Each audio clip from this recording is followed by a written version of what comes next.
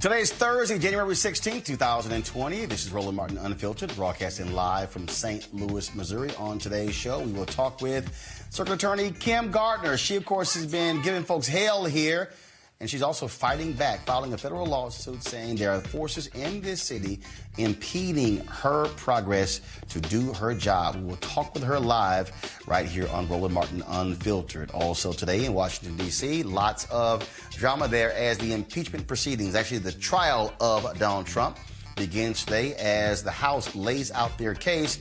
Why are Republicans so scared to hear additional evidence after we see what has been uncovered? Well, because they want to protect Donald Trump. In our series 1619 to 2019, Still Seeking Freedom, we'll talk about all black towns in the state of Oklahoma. Also, on today's show, Republican witness during the congressional hearing says black folks don't know much about the ability to own homes. What the hell is she talking about? Also on the show, we'll tell you about the newest inductees in the Rock and Roll Hall of Fame. It is time to bring the funk on Roland Martin Unfiltered. Let's go. He's got it. Whatever the miss, he's on it. Whatever it is, he's got the scoop, the fact, the find. And when it breaks, he's right on time and it's rolling. Best believe he's knowing. Putting it down from sports to news to politics. With entertainment just for kicks, he's rolling. It's on go, y'all. It's Roland Martin, yeah. Rolling with Roland now. He's funk, he's fresh, he's real, the best, you know he's Roland Martin now.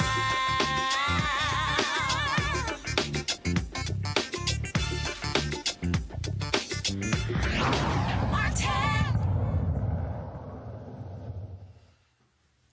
All right, folks, a number of times on Roland Martin Unfiltered, we've told you about what has been happening here in St. Louis. You had two African-Americans who are the chief law enforcement officers here. Of course, you have Wesley Bell, who is district attorney. You also have Kim Gardner. White folks here have not been happy as a result. We've told you about those assistant DAs who decided to join a police union to all of a sudden unionize when the brother comes in as DA.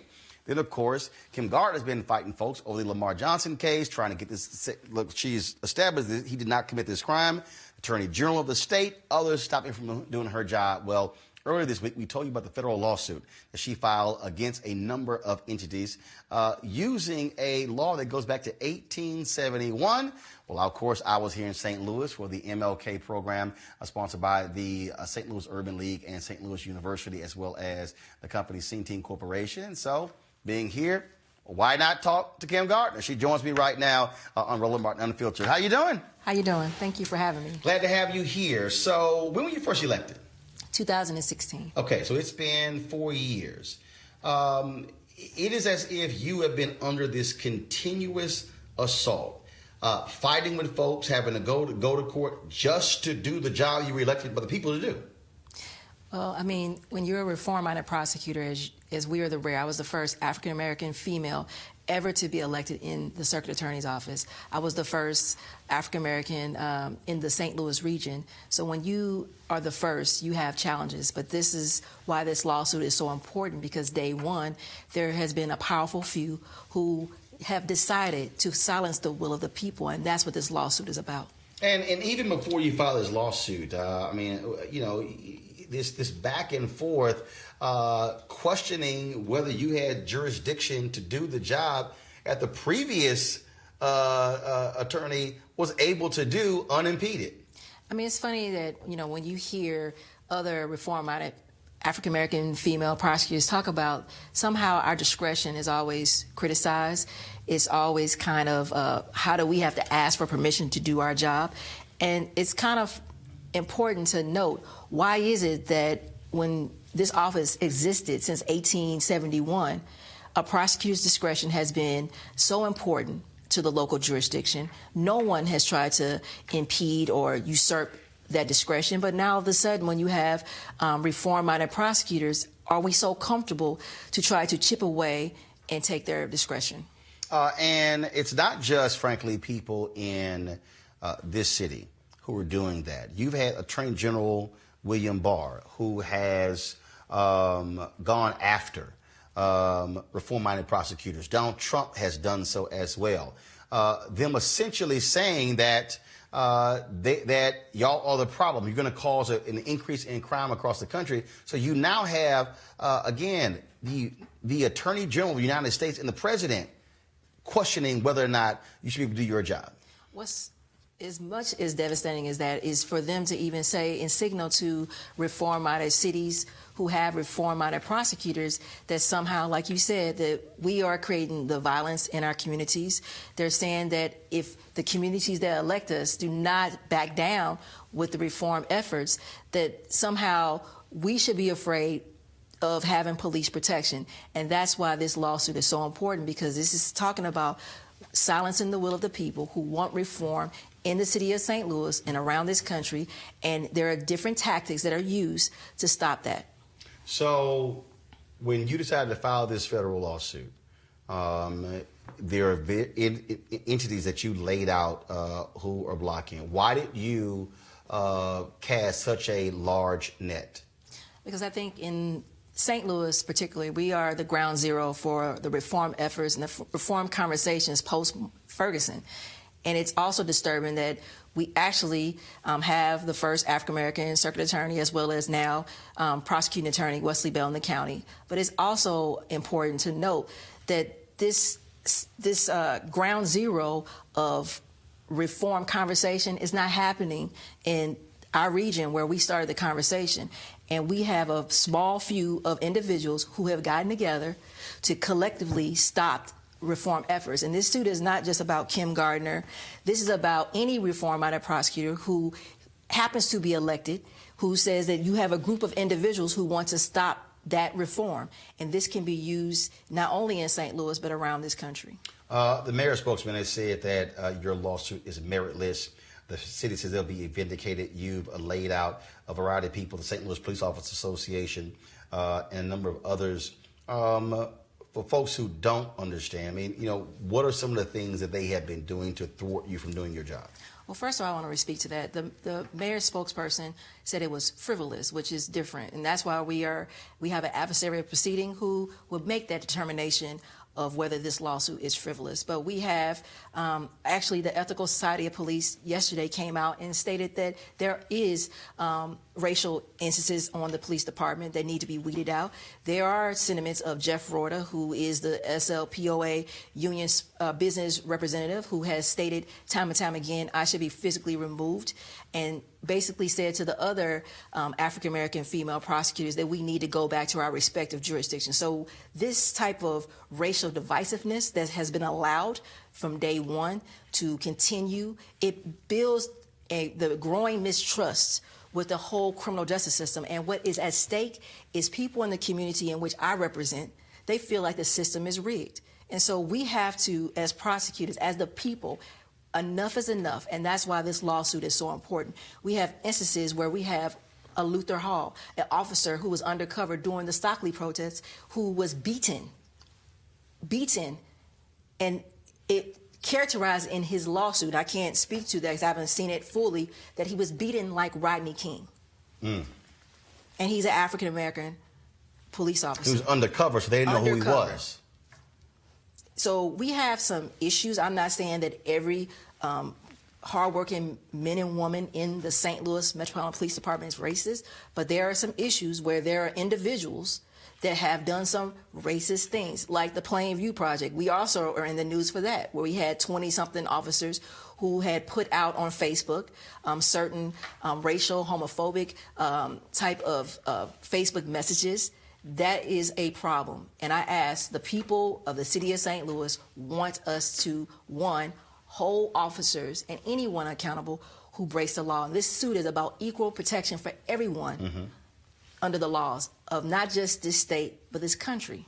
A group of black female prosecutors certainly came together, held a news conference, wrote an op-ed in support of you.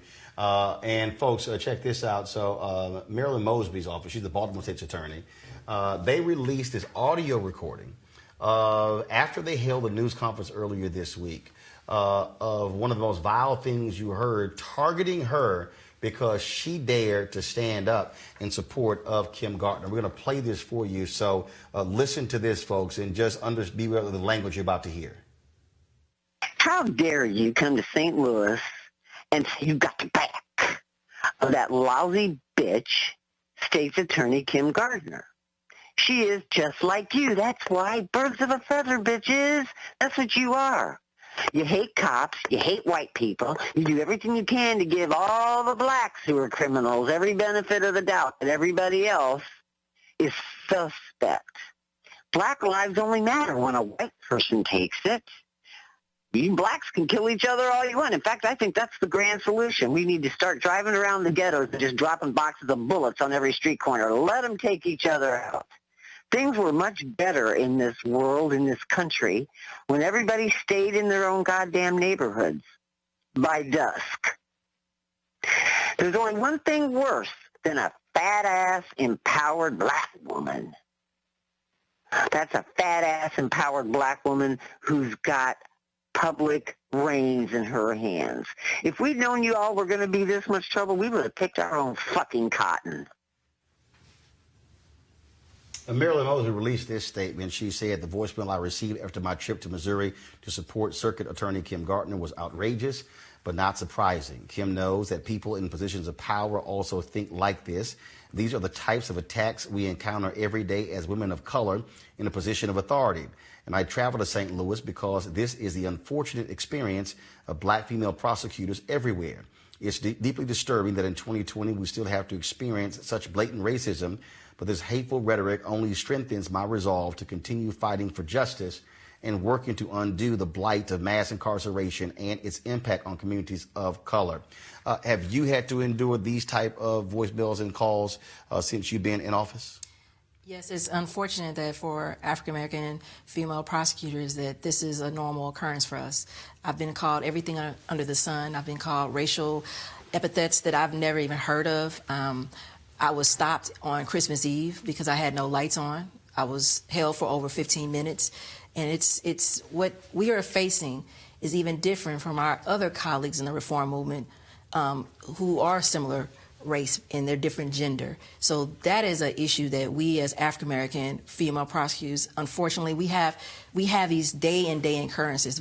People feel entitled to talk about us in ways that is not only just sexist, it shows that we need to do better in our communities, and we have to understand that when you have a Jeff Reuter in my jurisdiction, for example, who gets on a radio station and says I should be removed by force, and this is someone that people listen to and put on in the media to act like he is some kind of authority on a lawful police officer.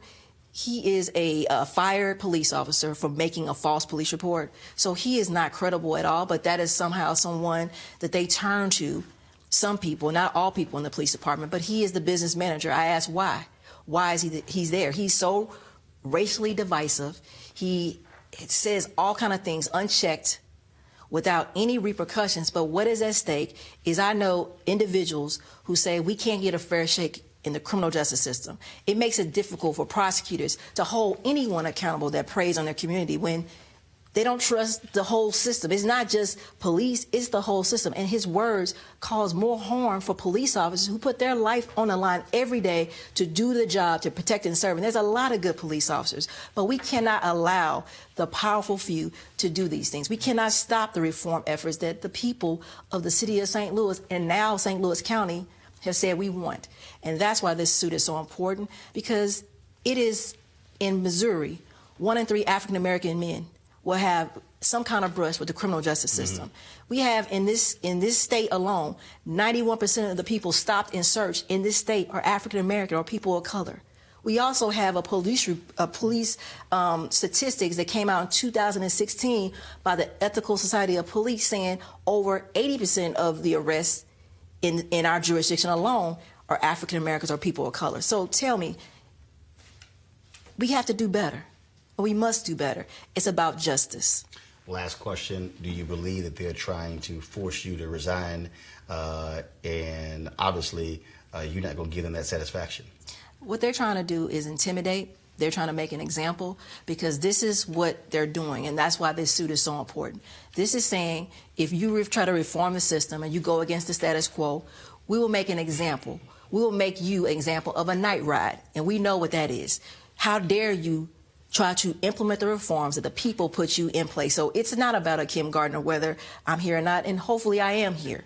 But I want to make sure that a Kim Gardner can come behind and continue this work, because this is not about just Kim Gardner. This is a civil rights movement. This is the right thing to do to address the broken system that we all know we need to fix. Mass incarceration has not made us safe.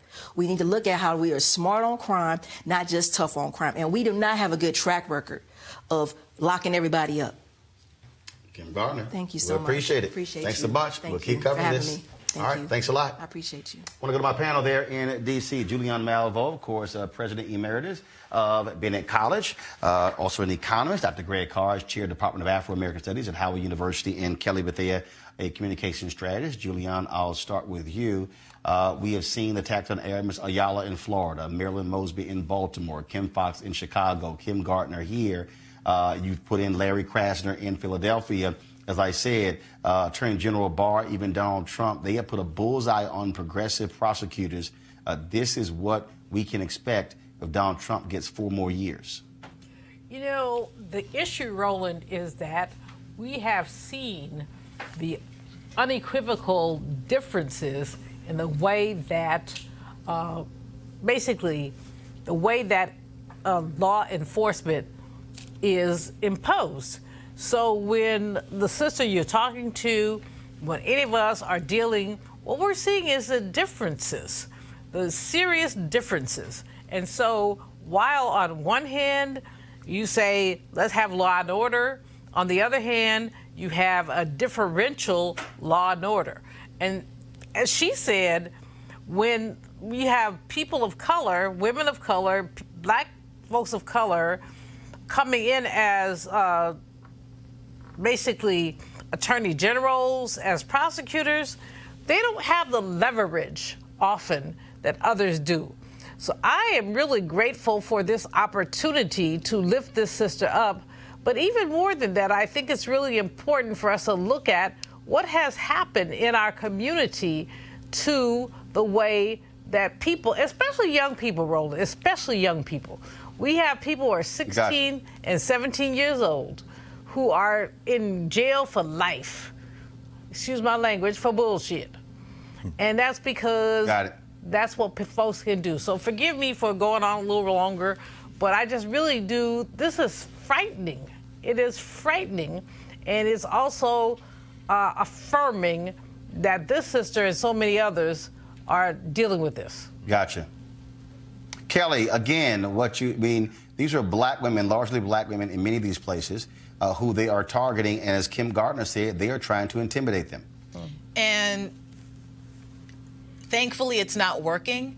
That Kim Gardner is still pursuing the fight to not only maintain her place as Attorney General, but she's really paving the way for future women attorneys vying for that spot in the future, because this is absolutely ridiculous that you have an entire sector of the criminal justice system happening to be the most outward-facing sect of said system, having the most xenophobic bias.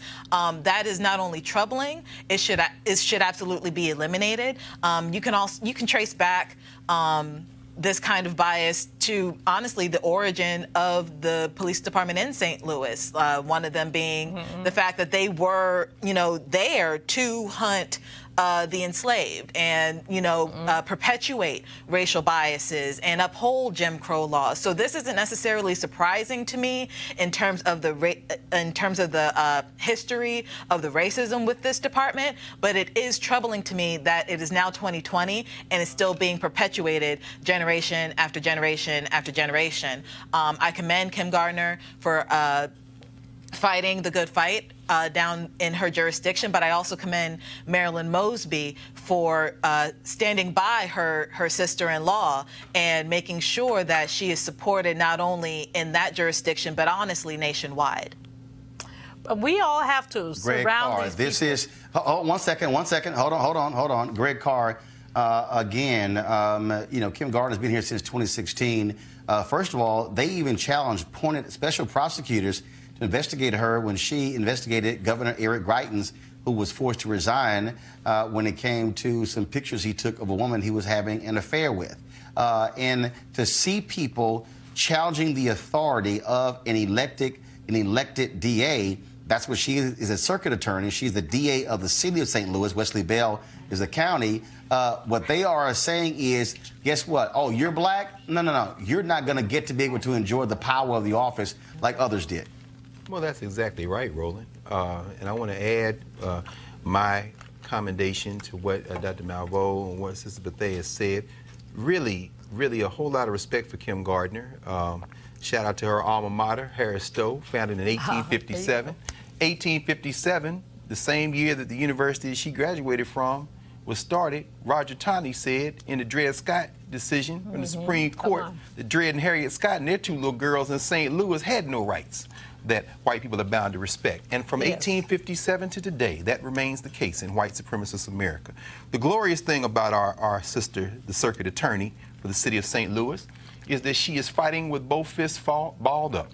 What a brilliant lawsuit to use one of the underused statutes in the playbook, the Third Reconstruction Act of 1871, also known as the Ku Klux Klan Act. When that act was enacted, Ulysses Grant was president of the United States, and they basically used that act and the department that was started the year before that with the Second Act of 1870, which was the Department of Justice, to put the Ku Klux Klan out of business in states like South Carolina. They crippled the Klan so bad that the Klan did not reemerge until 1915.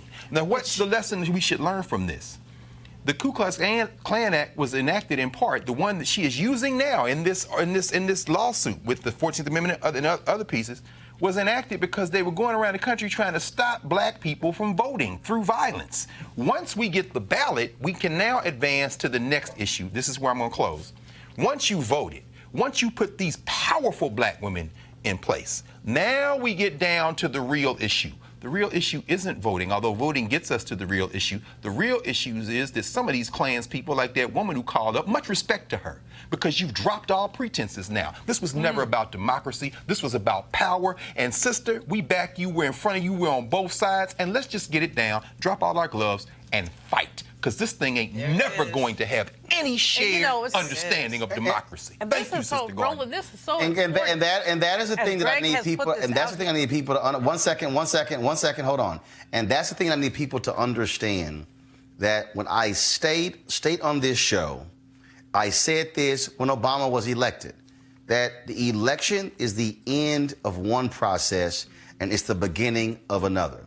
What this requires is for us is to be able to say, after we have elected people, that we also still stand with you and still support you and will come to your defense. I dare say there should be protests in St. Louis from black folks standing with Kim Gardner, similar to what you see in Hong Kong, because we have to send the message that what you're not going to do is ignore African Americans who are elected and not allow them to do their job. And what we have to understand is that as we are seeing the demographics of this country shift and change, we're going to see more of this, because Frederick Douglass said, power concedes nothing without a demand, never have and never will. And so we must understand exactly what's going on. Speaking of that, folks, when you talk about what's happening here, and also how do you focus on what is the rule of law, of course, today, the impeachment proceedings, actually, Donald Trump was impeached in the House, but the articles of impeachment were taken over to the United States Senate. Actually, it was a black woman who walked them over and presented them last night to the U.S. Senate.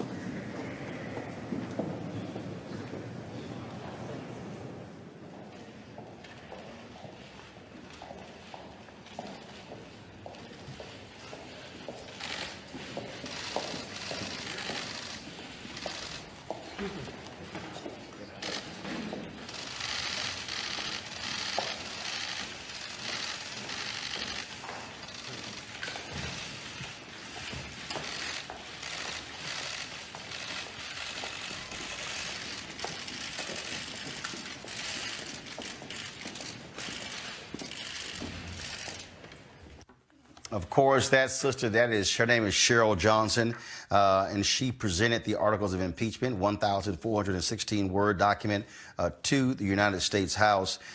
It was today when it all began. Chief Justice John Roberts was sworn in. The United States Senators were sworn in, and it's left up to Adam Schiff, Congressman Adam Schiff, to kick things off, laying out exactly why the House impeached Donald Trump. With the permission of the Senate, I will now read the articles of impeachment, House Resolution 755. House Resolution 755, impeaching Donald John Trump, President of the United States, for high crimes and misdemeanors. Resolved that Donald J. Trump, President of the United States, is impeached for high crimes and misdemeanors, and that the following articles of impeachment be exhibited to the United States Senate. Articles of impeachment exhibited by the House of Representatives of the United States of America in the name of itself and of the people of the United States of America against Donald John Trump, President of the United States of America, in maintenance and support of its impeachment against him for high crimes and misdemeanors. Article 1, abuse of power. The Constitution provides that the House of Representatives shall have the sole power of impeachment, and that the President shall be removed from office on impeachment for and conviction of treason, bribery, or other high crimes and misdemeanors. Article 2, obstruction of Congress. The Constitution provides that the House of Representatives shall have the sole power of impeachment, and that the President shall be removed from office on impeachment for and conviction of treason, bribery, or other high crimes and misdemeanors. The managers request that the Senate take order for the trial. The managers now request leave to withdraw. Now, of course, Greg Carr, they were sworn in and they were supposed to be impartial. You've already heard Mitch McConnell say he's not going to be impartial. Donald Trump is mad, upset, tweeting in all caps, "Oh my God, I got impeached for a simple phone call." We now have, of course, the evidence presented perfect phone- by I was the about to say goons perfect phone call. who worked with Rudy Giuliani. Hold on. You have the goons who worked with Rudy Giuliani now presenting their information. And Greg, to have United States senators say, well, no, we don't need any new evidence. The House actually has enough. I mean, these people refuse to hold this man accountable, and it shows exactly their lack of character, their lack of morality, their lack of values, their lack of judgment, their lack of leadership. Well, Roland, it has stripped down to the basic question. This is really American democracy is on trial. I mean, when Nancy Pelosi put that team together, let's set aside Schiff and Jerry Nadler for a second. Let's look at the other five. Jason Crow out of Colorado. This is one of those intelligence Democrats. So you've now shown that the intelligence community clearly says what you've done. You got Val Demings, of course, who is the police.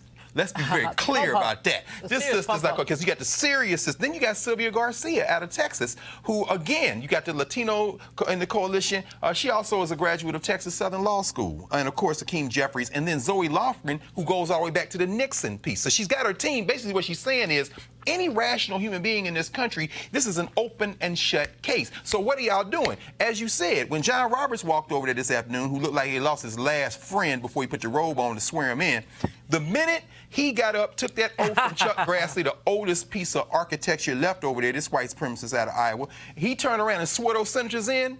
2 senators committed perjury as they said we will, and that was Lindsey Graham and Mitch McConnell. They have already violated the lie oath they took. What's left? The only thing left is the trial of American democracy, and as this thing unfolds, as Adam Schiff lays this case out, as he began to do today, what we're going to see is that everybody in this country is going to find out that the law don't mean a damn thing if you don't have the power to back it up with enforcement. You know, Kelly? The worst of it, I'm sorry, Kelly, go ahead. Yes? Kelly, then Giuliani. Kelly? No, I agree with Dr. Carr here. It's just one of those, the pomp and circumstance helps in terms of just making it as formal and traditional as possible. But like Dr. Carr was saying, McConnell and Lindsey Graham, they already said that they weren't going to do this. So what is the point? You know, everything else that's happening right now, again, it's just pomp and circumstance at this point. I feel like we already know what's going to happen when it comes to this trial. And I would be very, very shocked if the Republicans actually, you know, do their jobs and listen and actually consider the evidence and, you know, like I said, do their jobs and actually convict Trump of these high crimes and misdemeanors. One person that I was listening to earlier today on CNN, Joe Walsh, he's running for president against Trump on the Republican side, and he's one of the very few Republicans out there who's saying, look, this isn't about party, this is about country. And you're absolutely right, Dr. Carr, this is a fight for our democracy and the preservation of it. And if we do not actually act in that kind of manner, I fear for what's going to happen on the other side of this, not only during this election for 2020, but beyond. Roland, I have 2 points to make. The first point I want to make is a point about what Kelly and Greg have said about the ways that we have essentially allowed, my sister has a word called catawampus. It's like stuff does not align perfectly. My sister Mariette Malvo, and she always says, this is not catawampus. So none of this aligns perfectly, and I just want to lift that up. And what we're seeing is the lack of alignment. Kelly has spoken to it in terms of how we're dealing with it. Greg has spoken to it. Dr. Carr has spoken to it. But basically, we have something that's unaligned. But the other thing that's more important, as far as I'm concerned, is the extent to which we've allowed a narrative to come in and to basically realign what's going on. So it's a new narrative. So we're allowing that. Now, having said both of those things, which I think do segue, what I think is so important at this moment and where we are is that we need to create a new narrative. And in creating a new narrative, we need to talk about who, what, when, where, and why. Yes. And we have not seen us create that narrative. And so we've allowed other people to create the narrative. If we want to reinvent the narrative, we must talk about people like Barbara Lee, who essentially did not go for the okie doke. We must talk about people like Maxine Waters, who continue to lift it up. We must talk about folks like Jim Clyburn, who, with his measured way, has said, this ain't happening. And so what we have here, right now, is a, what can I say? It's an important diversion from a narrative that is unacceptable. And so I think when you look at... Let me do this here, folks. Hold on a second. I got to jump in here. I got to jump in here. This just came down just a couple hours ago. Headline in the Miami Herald, State Supreme Court agrees with the Florida legislature. Felons must pay all costs to regain vote. Remember, we talked about Amendment 4, and this is just some breaking news here. So the Florida Supreme Court, they have sided with Florida Governor Ron DeSantis and Republican lawmakers. They argued that in order to get the right to vote back, all court-ordered fees, fines, and restitution before registering to vote must be paid back. This is a setback to those, of course, who voted for Amendment 4. This is the ACLU. They had filed this lawsuit against the legislature. And this is what the court said, quote, "We conclude that the phrase, when read and understood in context, plainly refers to obligations and includes all, not some, LFOs, legal financial obligations, imposed in conjunction with an adjudication of guilt."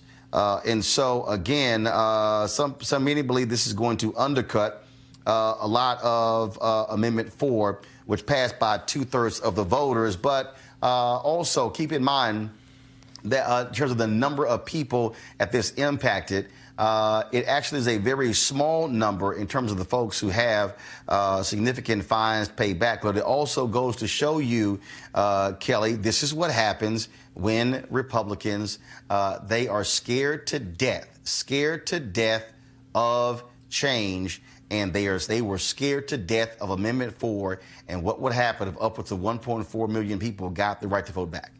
This is absolutely heartbreaking. For the life of me, do not understand how that decision from the Florida Supreme Court is not a version of voter suppression.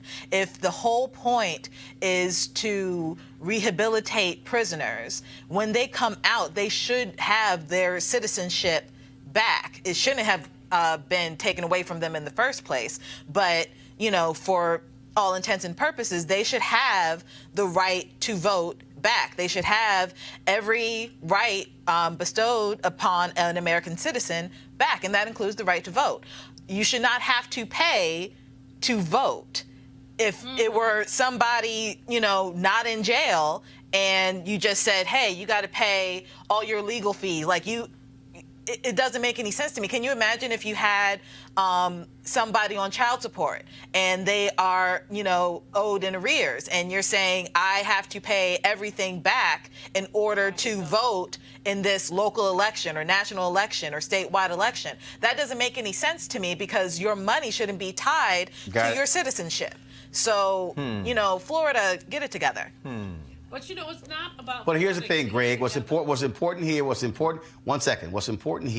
for us to understand is that the folks who actually got Amendment 4 on, it shows you the power of the ballot initiative and how regular, ordinary people can actually affect change. I would hope, Greg, that we see African Americans in other states use the power of the ballot initiative, use grassroots initiative to be able to enact such change. Absolutely, and to use it again in Florida. I mean, you know, the election that was stolen by DeSantis from Andrew Gillum led to this in part because they are terrified, and they should be terrified, because we're getting ready to run over them like the mighty wave. The age of the white supremacists, the backs of the white supremacists is about to be broken by demographics. And I respect them for their last-ditch effort to hold on to their tiny worldviews. But let's look at this in terms of debt. Mississippi, there's an article in the New York Times a few days ago that talked about the fact that they've got a similar kind of debt prison thing going on, an arrangement where they're locking people up who owe money to the state. And they're one of the few states that are doing that. But see, we have to understand that in this country, the concept of citizenship congeals around the concept of property. Property is the center of the Western legal worldview, and particularly here in the United States. So when you look at the 13th Amendment, when it says slavery or involuntary servitude, except as punishment for a crime of which the person should have been duly convicted, what you've said is there are shades and dimensions of citizenship. Once you've fallen out of the legal universe and have diminished citizenship, meaning your property interest has transferred from being just a citizen to being property of the state, in other words, then you have to fight your way back into citizenship. Now, if this was somebody who wasn't convicted of a crime, this would be a poll tax. Exactly what Kelly said. You can't do that. That's illegal. You get a 15th Amendment argument there, or you can go through the Voting Rights Act subject to the 14th Amendment. But this is the 13th Amendment we're talking about, because now what you have is diminished citizens. They are returning citizens, and the state can technically do this. How do you break their back finally in doing this? You go back to the polls, you pass exactly the statute you want, and you flush that Klansman governor out and turn the legislature in Florida, which they know is coming. Please, Floridians, please, Mississippians, Alabamians, Tennesseans, and all over this country, run these white supremacists out with step one, going to the ballot box, and then when they raise their heads to fight you, meet them everywhere, including the street, because you see now, these are your open enemies. You know, the issue... Julianne, real quick. Yeah. The issue is predatory capitalism. The issue is the extent to which you take extra value from black, brown, poor people because you can.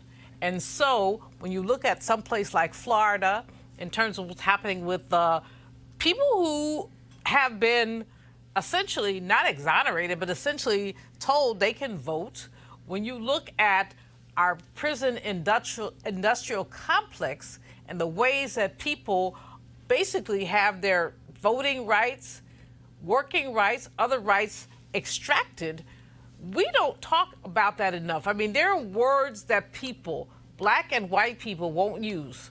We won't talk about capitalism. Got it. And we won't talk about predatory capitalism. That's right. We won't talk about what socialism means. I ain't talking about Bernie because he's not a socialist. Bernie is a Bernieist. But what I want to talk about is the extent to which we have allowed, especially black people, black men and women, to be exploited because predatory capitalism allows that. Got it. Well, folks, again, we certainly appreciate the work of Desmond Meade and Sheena Meade, and we'll keep you updated on exactly what happens with that in the future. Coming up next, our Still Seeking Freedom segment, 1619 to 2019. We'll talk about all black towns in Oklahoma next on Roland Martin Unfiltered. You want to check out Roland Martin Unfiltered? YouTube.com/Roland S. Martin. And subscribe to our YouTube channel. There's only one daily digital show out here that keeps it black and keep it real. It's Roland Martin Unfiltered. See that name right there? Roland Martin Unfiltered. Like, share, and subscribe to our YouTube channel. That's YouTube.com/Roland S. Martin. And don't forget to turn on your notifications so when we go live, you'll know it.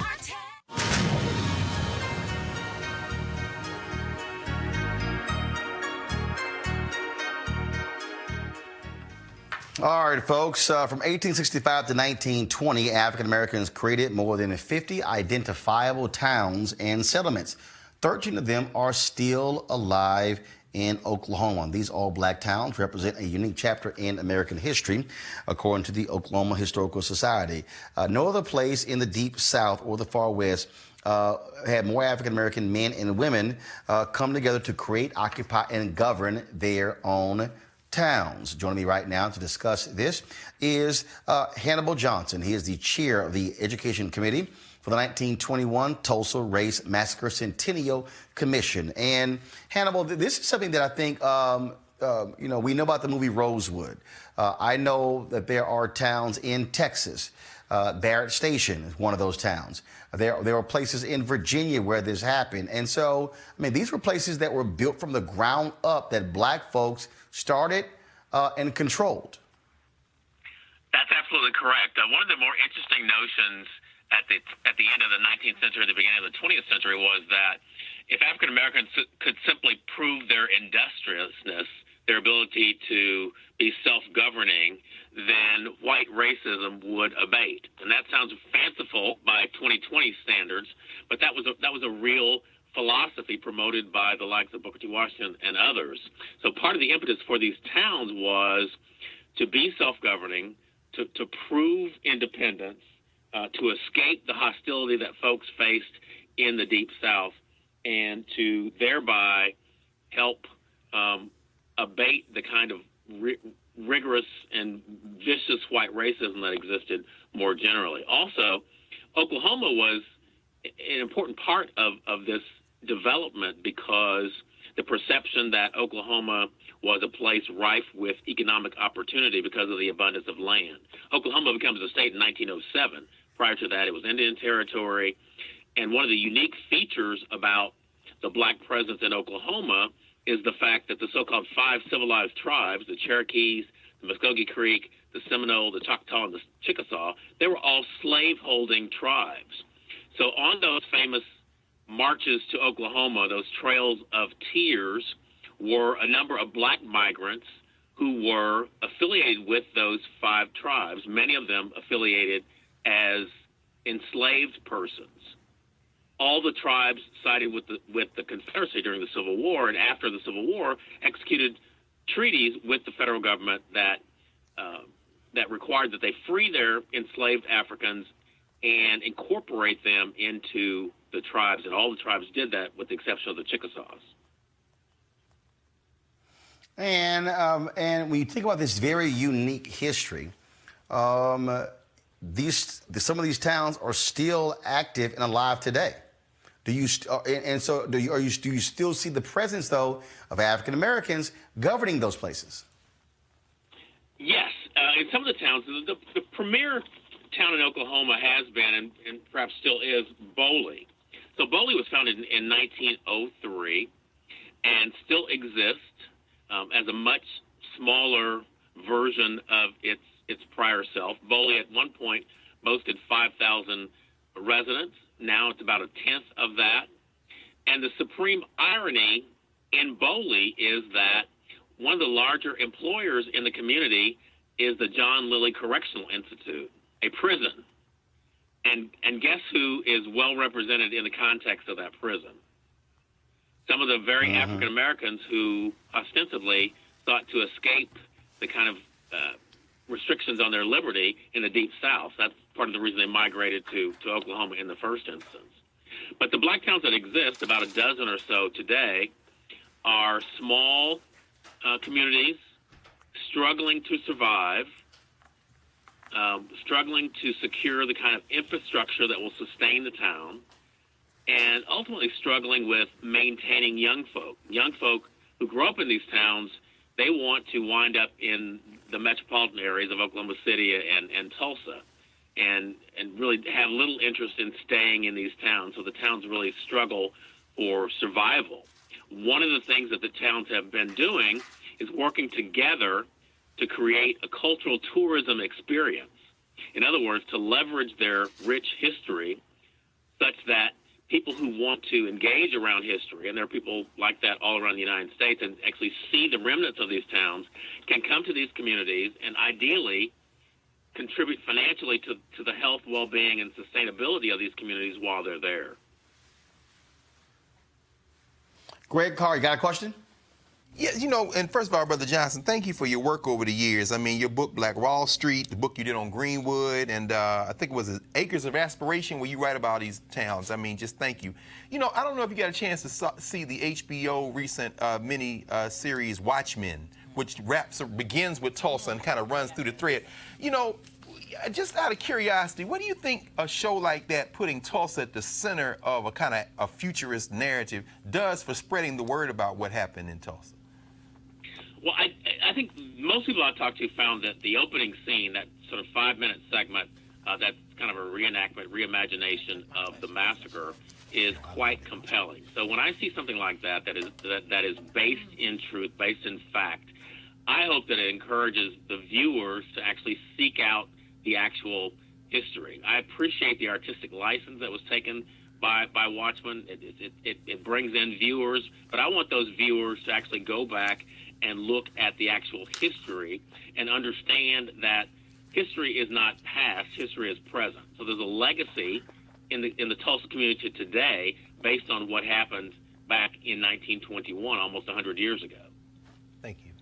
But you know, my brother. Do you have a question there from Kelly or Juliana? A question, real short question. Question or comment. The issue is No. I want pick one. Okay. Pick one. Question or comment. The issue is economic envy.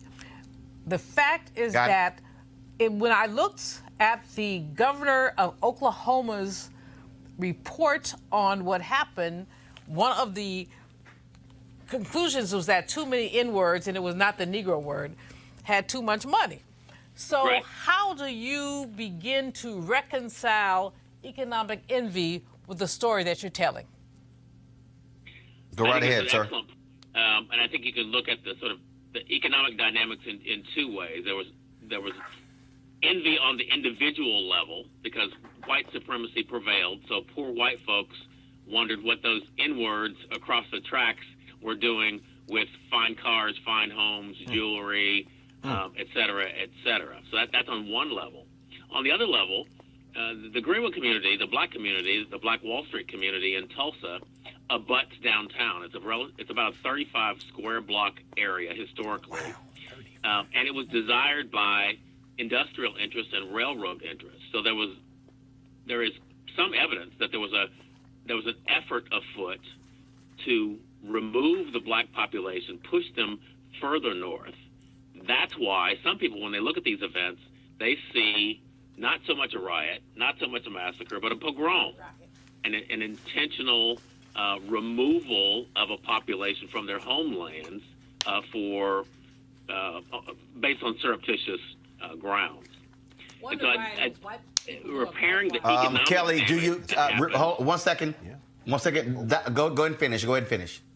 I was saying, repairing the economic finish your comment, damage sir. that happened 100 years ago is, I would say, well nigh impossible. But there are some things that we can do in the way of infrastructure location, incentives from business leadership like the Tulsa Chamber to put us in a better position. Kelly, real quick, do you have a question? Sure. Your comment regarding the youth wanting to leave these small towns because of lack of infrastructure and opportunity, have any of those towns actually, understood that predicament and are working to reconcile that issue? If so, what is happening in those towns? And if not, what do they need in order for that to happen? They are struggling. These are very small towns by and large, a few hundred people. So because they have lost, for example, schools in these communities, and schools are kind of the community rallying point in a lot of communities across the United States, not just black communities. So the loss of those schools, the loss of population, the lack of infrastructure, these are really, really high hurdles to get over. What the towns have done that makes a lot of sense to me is collaborating as a collective of Oklahoma all-black towns and seeing what kind of economic energy and synergy they can create, particularly, again, leveraging cultural or heritage tourism. All right, then. Well, first of all, sir, I am out of time. I certainly appreciate it. Hannibal Johnson, chair of the Education Committee for the 1921 Tulsa Race Massacre Centennial Commission. Thanks a lot. Thank you. All right, folks, real quick, a big congratulations to the late notorious B.I.G. and the late Whitney Houston, both of them, some of the honorees inducted into the Rock and Roll Hall of Fame, which will take place on May 2nd at the Public Auditorium in Cleveland, Ohio, and broadcast live on HBO. Folks, I have to cut the show short today. I got to get out of here. I got to fly back to Washington, D.C. Of course, I want to thank all the folks at Centene, the St. Louis Urban League, as well as the folks with St. Louis University. I spoke today at their MOK program, phenomenal program. If you missed it, we live streamed the speech. You can check that out. Later, I did a fireside chat at the Centene Corporation, thanks to my girl Erica McConduit. And so we will be able to get that video and be able to stream that for you later. It was a great discussion we had about diversity and inclusion. I want to thank Greg, Julian, as well as Kelly there in the studio. I'm back in the joint tomorrow. Folks, we got some great stuff lined up for you. Don't forget, please support what we do here at Roland Martin Unfiltered. Again, who else? What other national show is bringing you Kim Gardner, talking about what she is going through, showcasing what happens with Marilyn Mosby and others? This show is about putting a black lens on what is happening in our community. But we need your support to make this happen. So please join Bring the Funk fan club. Go to RolandMartinUnfiltered.com and do so. Whatever you give, we certainly appreciate it. But our goal, though, is to get as many folks, 20,000 in 1 year, to contribute $50 each, or $4.19 a day. Excuse me, a month, 13 cents a day. That's all it actually costs. And so you can do a one-time donation or do it recurring. We would certainly appreciate that because we want to keep this independent. We want to keep it black owned, and we want to be able to have the editorial independence to bring you the kind of content that you need, that you want, that you desire. And so we certainly appreciate that. All right, folks, you have an absolute fabulous day. I got to go. Holla!